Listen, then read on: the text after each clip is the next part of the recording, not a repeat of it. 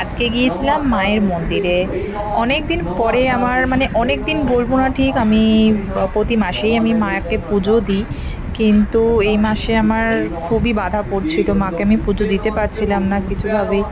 তো আজকে আমি মানে মনে একদমই ঠিক করে নিলাম যে আমি আজকে পুজো দিয়েই ছাড়বো। তো আমার হাজবেন্ডকে আমি বললাম, সকালবেলাও ফুলমালা এনে দিল, মিষ্টি এনে দিল, তো আমি চলে গিয়েছিলাম। আমার মনটা খুবই অনেকদিন ধরে বলছিল যে মাকে পুজো দেওয়া হচ্ছে না, পুজো দেওয়া হচ্ছে না। তো আজকে সময় বার করে আমি মাকে পুজো দিয়ে দিলাম।